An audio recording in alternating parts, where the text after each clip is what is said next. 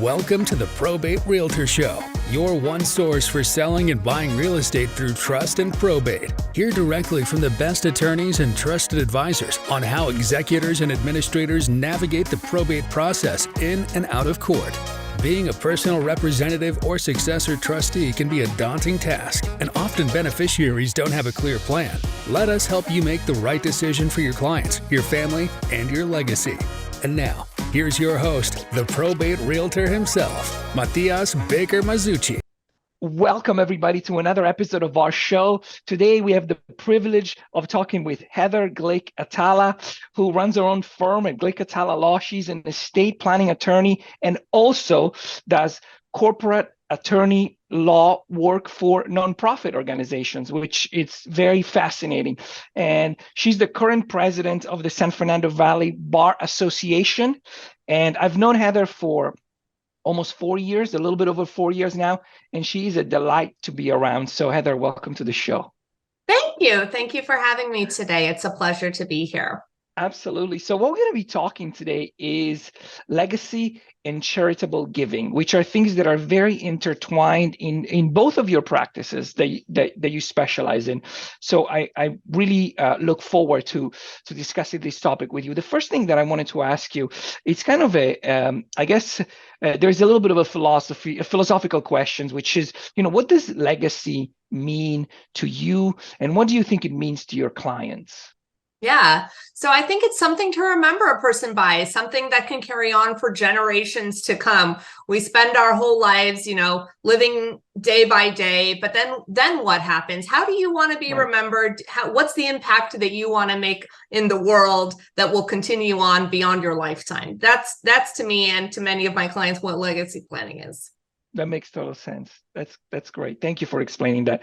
Now, what are some of the, the difference, when it comes to leaving a legacy? Obviously, people are keeping into account their family is one thing. And then another aspect would be, charitable giving.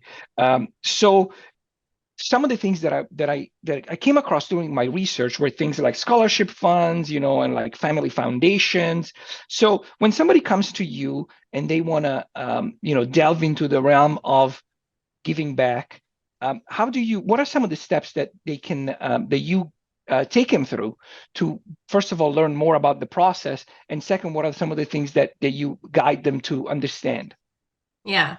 So I think charitable giving can look very different, and there are lots of different avenues. So I'm going to be touching on a few of them now. And a lot of this will depend on how much the family wants to contribute and when they want to make these contributions. Okay. So obviously, the easiest and simplest method of giving is just by writing a check to charity. You can pick whatever charities you want to give to. You might be a recurring donor over several years, or you might work with a charity to establish a program in your name, and it's just giving gifts directly to charity. You can also set up something called a donor-advised fund. And a donor-advised fund is kind of like having a little checking account at a charitable organization that's called a community foundation. And you can put in as much as you want into this donor. That's short for DAF. DAF is the short term for donor-advised fund. Okay. So you establish your DAF, and you can put as much money or as little money into it either now or when you pass away. You can have your DAF be one of the beneficiaries of your estate when you pass away. And the beauty of a DAF is that there is little to no work that you as the donor need to do. You don't file a tax return. The money just sits there until you direct where it goes. Now, DAF money can only go to other established public charities that are in good standing. But you don't need to decide what charities are going to receive that money when you put the money into the DAF. You can decide at any time. You can say, all right, in January, we're going to give $10,000 to the Red Cross. And then maybe next year, we'll give another $10,000 to Beauty Bus Foundation, whatever you decide to do. And you get the tax write-off the minute that you put the money into your DAF. Okay. So and there's no liability. You don't have to have a board of directors. You don't have to have insurance. You don't need to worry about filing a tax return. It couldn't be easier. So you get all the benefits of, you get the tax deductibility as if you were making a contribution directly to charity with a DAF, but you don't have the headache of having your own foundation. Now with a DAF, you could have kind of a little mini board of directors, and you can work with the community foundation that holds your donor advised fund and have a kind of governing board that might include your children or other family members. And you can act kind of like you would normally if you did have your own foundation. You can decide as a team when you're going to make contributions, in what amounts, and to whom. So it's by far the easiest and most flexible, and it's so easy to set up. You literally make a phone call. There are lots of community foundations out there that do DAFs. I work with the Jewish Community Foundation. They've worked with many of my clients who have really enjoyed them, and they can even help you figure out where you want your money to go. They can give you advice. They can tell you about the charities that they support, and if you want to get super specific and find a charity that does something really specific to your family's where your heart is, they can help you find that organization. And like I said, you can either make the contribution to the DAF now, or you can just set up the DAF and have it ready to be funded when you pass away. And then you can work with the community foundation to figure out who's going to be the governing board for that DAF. And if you don't have anybody, that's okay too. You can let the community foundation decide. So that's I talk to all of my clients about DAFs, and DAFs are great because they can also operate alongside other charitable gifting mechanisms. None of the things that I'm telling you about today are mutually exclusive. You can have lots of different gifting avenues going on at the same time. Another option is to form your own family foundation. One nice thing about doing the family foundation is that you're not restricted to giving money to other established charities like you are with the DAF. Right. So if you want to give scholarships to individuals, for example, you can do that with your own private family foundation. But then you do have to file a tax return every year for it. You have to apply for tax-exempt status. Right. There are strict rules regarding insider transactions. You might want to do some fundraising through it, or you might not want to do fundraising for it, but you should certainly have insurance to protect the board of directors in any event, no matter what you're doing. So It comes with these responsibilities that can sometimes be a nuance. But if you have, be annoying, I should say. But if you have a good team of people around you that can help you with all of that stuff, then okay, it's certainly doable. And I do a lot of family foundations for people who are looking to make major contributions. And by the way, you could even have donor recognition programs. Like if you want to put your name on a building, you can do that through a DAF just as easily as you can do that through a private family foundation. So there's so many wonderful benefits to both, certainly, but less headache with the DAF than the private family foundation. I think it's wonderful. Like your two area of practices intertwine into each other so wonderfully. And I could see how, some of you are thinking about things like the board of directors and things that people don't think about. I was I was reading a book by a very wealthy individual that said one of the things that stuck with me was, giving your money away is almost as difficult as making them. And this, he's like a very successful billionaire who's figuring out at at his life, like that part.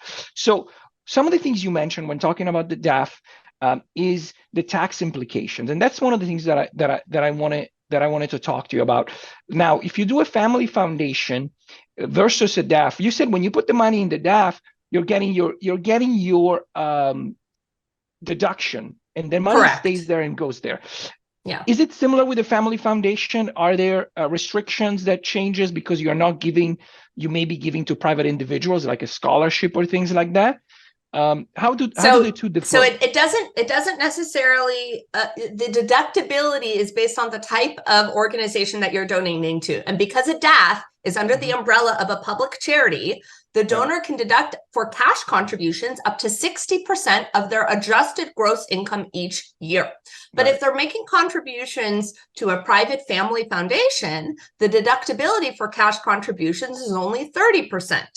Now, I don't know if your clients are donating more than 30% of their AGI every single year, but if they are, then a DAF is a better, a greater deductibility because you get the 60%.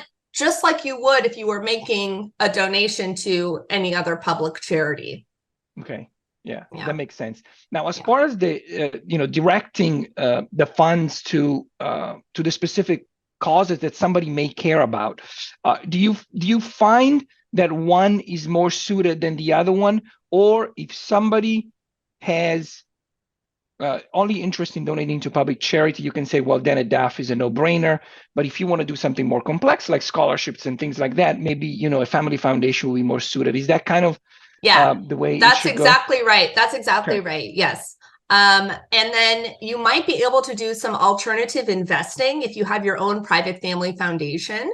And you'll work with your financial advisor to come up with a plan of investing the funds that makes sense from a risk standpoint. Obviously, family foundations are not businesses. They can't have too much risk as part of an overall portfolio. But I'm setting up a foundation right now for somebody that wants to have cryptocurrency as part of the foundation's portfolio. There's no prohibition against buying cryptocurrency, but it just has to make sense as part of the overall investment plan and making sure that the risk tolerance is not going to be too great just because they have this one investment that is a little bit on the riskier side. So there are no restrictions, like there may be, in a 401k or, certain assets that you should not be investing in. There are no restrictions, but obviously common sense kind of governs the way that you want to invest. You're not going to want to have any interest in closely held businesses. And in fact,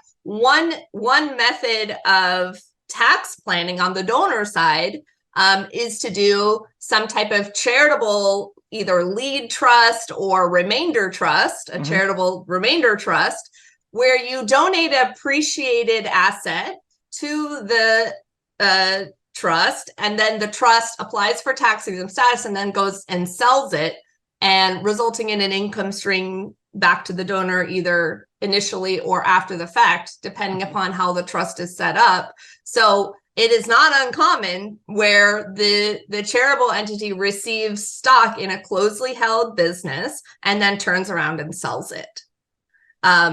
The charity doesn't pay the tax then, the capital gains tax on that stock. So but you get a charitable deduction, and then the donor who owned that stock doesn't have to worry about paying the tax that they would have to pay if they were the ones selling it. So this is not just about estate tax planning. Of course, really wealthy individuals love doing charitable planning as part of their estate plans to reduce the estate tax. They'd rather give it to charity than the government. Right. But with these types of charitable trust planning, this is for people who have not necessarily a taxable estate, but who have income tax issues that come up, and they have assets that have appreciated over time. And if and when they sell them, it would result so much of the tax that they would pay, would come off of the proceeds that it doesn't make sense for them to sell it all. But they can still reap some of the benefits of the sale by donating the appreciated asset to some kind of charitable trust vehicle. So I do that type of planning as well. That makes sense. I have two questions that are somewhat related to what we already discussed. One of the things is about where somebody is in life, things change.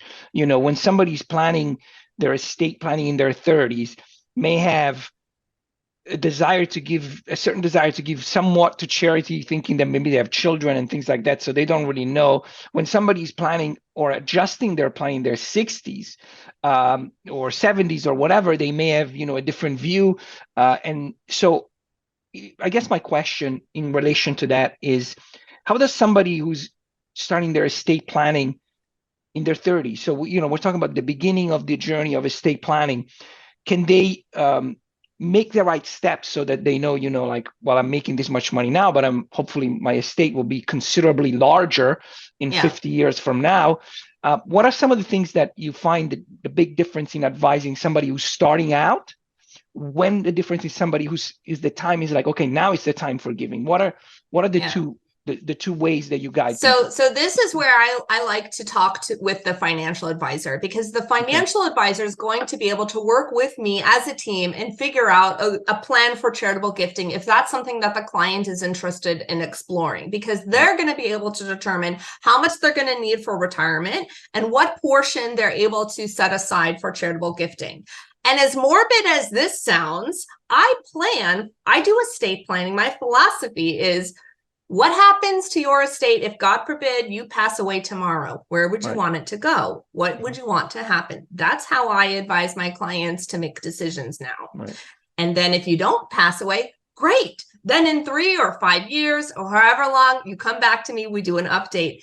And, estate planning is fluid. It is going to change every couple of years. And I advise my clients to sit down and review their documents every 3 or 5 years and have at least come in and have a conversation with me about what has changed. And maybe then at that point in time, maybe they do want to explore some charitable gifting options. So then we update the plan to account for that. Just like you work with your financial advisor and your CPA to figure out what are the strategies, what are the long-term planning goals. That's what you need to be doing with your estate planning attorney as well. And those goals are going to be fluctuating regularly. If you have minor children, it's going to be a completely different conversation than if your children are grown adults and out of the house.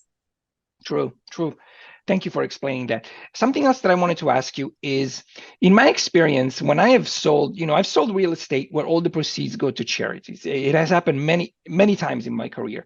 And some of the charities that were involved, because it's interesting, because then they also have to sign the documents and all of that. So that's a whole other thing. But some of the charities that I've dealt with are like St. Jude's Children's Hospital and, Children's Hospital of Los Angeles and whatnot, the American Cancer Society. It's just some examples. So, and the reason I was bringing that up, it's because I wanted to ask you, kind of pick your brain. In your experience, what are some of the charities that you're finding? Obviously, you mentioned, the Jewish charities that are available, but what are some of the more popular choices that your clients are making when it comes to giving to charities? There are no popular ones. I work with people who are giving to all different charities. Obviously, you're going to have like the major one, like the Leukemia and Lymphoma Society. Like in any given area or cause, you're going to have the major players. But sometimes the clients say they already have enough. How do I find the smaller kind of mom and pop charities?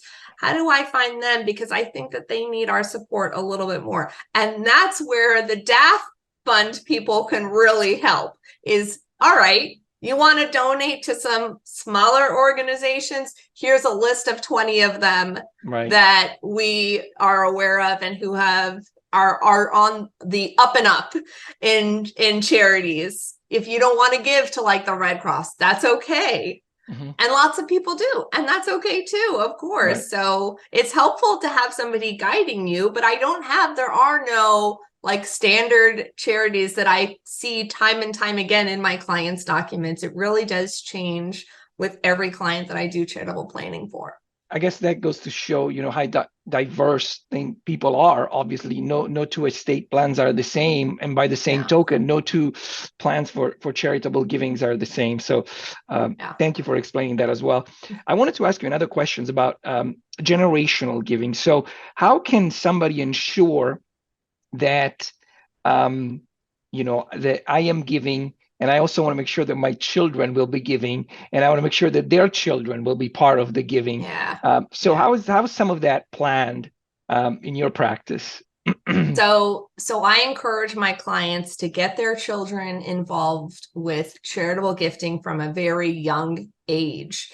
You could even have a child take $1 out of their piggy bank and say, all right, we're going to be making some donations, and talking with them about that. And repeating that on an annual basis with the kids. All right, it's the end of the year. We're gonna support a couple of charities. What causes do you want to support? And make them excited about it. There are so many wonderful organizations out there that kids could even go and volunteer with. You could go take them to food pantries, homeless shelters, and kitchens, and have them roll up their sleeves and really see what it means to do charitable work and to help other people. And the nice thing, as I mentioned earlier, either with a private foundation or a DAF, is you could even have them be on the board. Mm-hmm. You could have them help in making decisions. See what it means to sit on a nonprofit board, and you don't have to put in a lot of money. You could put in a few $1,000s, and that's it, and that's fine. And you're going to say, all right, we're going to give $100 to this charity, $100 to that charity, and get them involved with that decision making from a very young age. That makes sense. That's very good advice. Another question that I wanted to ask you is, what are some of the misconceptions that you run into with your practice when it comes to charitable giving? I don't know about charitable giving misconceptions, but I can tell you that a lot of people think, oh, I'm going to start my own family foundation, and it's going to run, and it's going to be great, and I'm going to raise all this money, and I'm going to, ask my friends for donations. And most charities end up either becoming defunct or they dissolve because people don't realize how much work it is. It really is a full-time job. If you want to start your own foundation, if all you're doing is writing checks and putting your own money in, that's one thing. But if you actually want to make an impact on a larger scale and raise money from other people, and then either have your own programs or donate to other charities who have programs, that's a big time commitment. And that's where, again, I'm going back to the DAF. And the ironic thing, I keep pushing the DAFs. There's nothing for me I don't get any legal fees when somebody goes and sets up a DAF. I talk myself out of people hiring me on a daily basis. I tell them, you don't want to do a foundation, go do a DAF. I'm telling you, some of the best professionals do that, and that's just a testament to how committed you are to the interest of your clients. And thank you. And thank you for that. Let's talk about your journey now, because it's so fascinating, and it's been such a pleasure learning about your wealth of knowledge in this subject. Tell us, your father is an attorney. I know that. So I guess in your family there was the law bug going around. But what made you decide? Was that the primary? Was that what drove you to decide to go to law school? Definitely was. I had always looked up to my dad growing up, and he and to this day, he's still just one of the most proud attorneys that I know. He really takes pride in being an attorney and the work that he does. And he had always kind of encouraged me. I mean, not he wasn't pushing me, but he just would talk about how great it is to be an attorney. And so, and I do that now with my kids too, by the way. Awesome. And so when I graduated college, I was just kind of like, well, now what? And I thought, oh, maybe I'll work in entertainment. Growing up in Los Angeles, that was also kind of a natural path for me. Right. And when I was in college, I interned at Miramax Studios and at Agency of the Performing Arts. And I realized it wasn't for me. I'm not cut out for the entertainment industry. I'm too nice. So then I said, well, I guess I'll apply to law school. And I got a scholarship to the University of San Diego that I couldn't turn down. And when I graduated law school, and law school was wonderful for me, by the way, I really loved it.